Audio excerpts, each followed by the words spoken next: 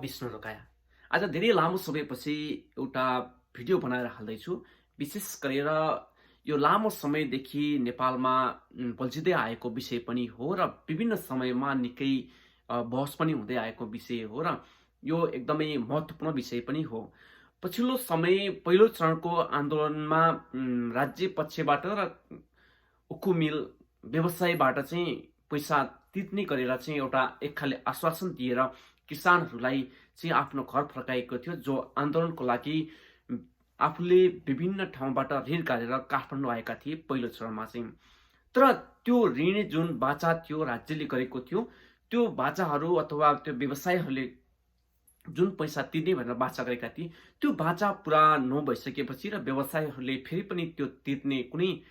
तर्खर नदेखाएपछि किसानहरू फेरि एकचोटि काठमाडौँ आन्दोलन गर्न उत्रिएका छन्। आफ्नो बारीमा निकै मेहनतका साथ काम गरेर दुःख पसिना बगाएर जुन उखु किसानहरूले उत्पादन गरेको उखु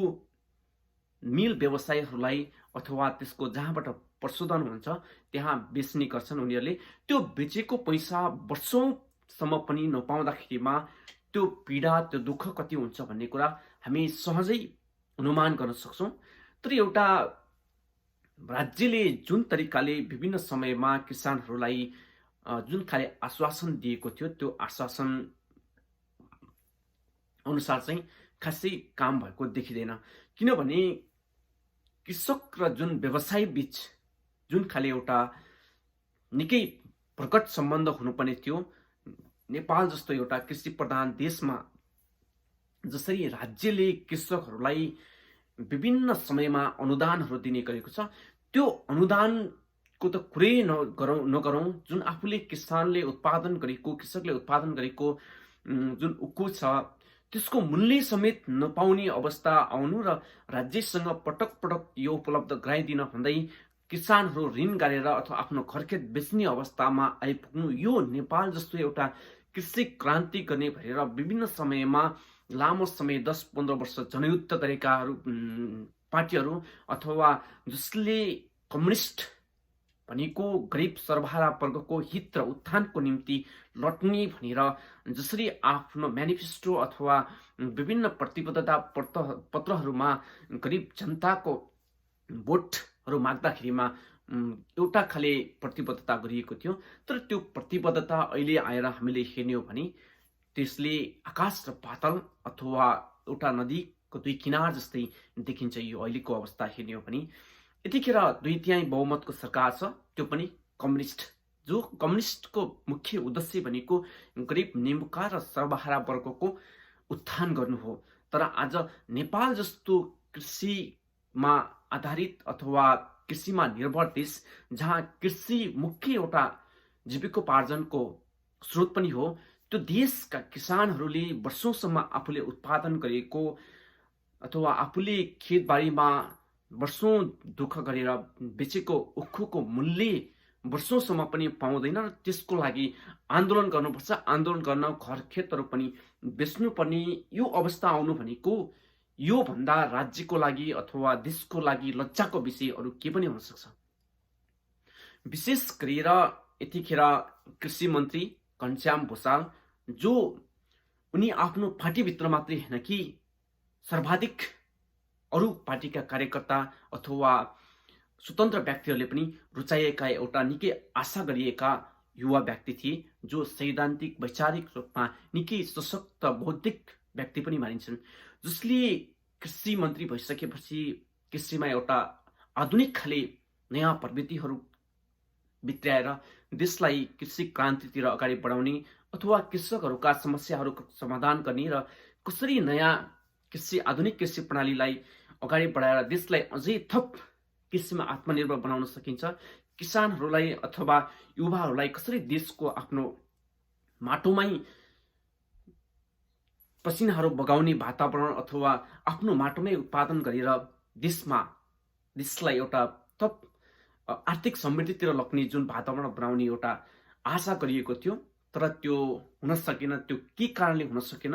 त्यो मन्त्रीज्यूलाई नै थाहा होला। तर अहिले जसरी मन्त्री उद्योग मन्त्रीबाट काठमाडौँमा आएका किसानहरू, तिनीहरू किसान नभएर कुनै बिचौलिया भएर हुन् भनेर जसरी कृषि मन्त्री अथवा जसरी उद्योग मन्त्रीबाट बाहिर एक खाले वक्तव्य अथवा उनको भनाइ निस्किएको छ, यसले के देखाउँछ भने अहिलेको उद्योग मन्त्री जो गरिब सर्वहारा वर्गको निम्ति अथवा जो विपन्न वर्गको निम्ति, जो पिछडिएका वर्गको निम्ति 10 वर्ष जनयुद्ध गरेर 17,000 नेपाली शहीदहरूको रगत बगेको थियो, त्यहाँ कति अङ्गभङ्ग बेपत्ता छन् अहिले पनि, तिनीहरूको निम्ति भनेर लडेर आएका उद्योग मन्त्रीले आज ती गरिब जसले आफ्नो पसिनाको मूल्य माग्दै गर्दाखेरिमा अथवा ती किसानहरूले आफूले दुःख गरेको मेहनतको फलको पैसा पाउनुपर्छ भन्दै गर्दाखेरिमा तिनीहरूलाई एक खाले कुनै त्यो किसान नभएर मध्यस्थकर्ता, कुनै त्यो अपराधी अथवा कुनै त्यो 2 नम्बरी गरेर खानी दलाल जस्तो गरेर व्यवहार गर्नु भनेको, उनले त्यो वक्तव्य दिनु भनेको यो भन्दा हाम्रो लागि अथवा कृषकहरूको लागि, नेपाली जनताको लागि हास्यास्पद दुःखद कुरा अरू के हुन सक्छ र हामीले आशा के गर्न सक्छौँ। अधिकांश उद्योगपतिहरू कुनै न कुनै राजनीतिक दलसँग आबद्ध छन्, कुनै न कुनै दलका नेता छन्। तिनीहरूले शक्तिकै भरमा, शक्तिकै आडमा किसानहरूलाई चुसिरहेका छन्। यस्तो अवस्थालाई अहिले यदि समाधान गरिएन भने विभिन्न ठाउँबाट, विभिन्न तौर तब्काबाट अथवा राज्य पक्षले सही कदम उठाएर ती किसान गरिब मजदुरहरूको पैसा कसैले पनि खान पाउने अधिकार छैन र तिनीहरूलाई यदि राज्यले कृषि उद्योगी व्यवसायी अथवा जसले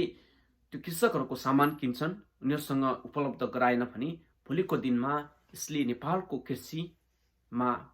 जसले केही नयाँ आयामहरू थपिरहेका छन्, युवाहरू जो विश्वभरिबाट देश फर्केर कृषिको क्षेत्रमा अथवा विभिन्न उद्योगहरू खोल्ने क्षेत्रमा केही गर्नुपर्छ भनेर चाहिँ जसले सोचिरहेका छन्, उहाँहरूको लागि यो ठुलो एउटा खाली धक्का पनि हुनेछ र यसले दिने म्यासेज हामीले कल्पना पनि गर्न सक्दैनौँ। जो आफ्नो देशको एउटा मन्त्री छ, जसले किसान गरिब सर्वहाराहरूको लागि काम गर्छु भनेर भाषण गर्दै हिँड्छ, त्यही मान्छेले किसानलाई, ती सर्वहारा वर्ग, ती मजदुरहरूलाई बिचौलिया देख्छ भने यो भन्दा ठुलो अरू के हुन सक्छ समस्या। त्यसैले राज्यले यथाशीघ्र यी विषयहरूमा सम्बोधन गरोस्, जसले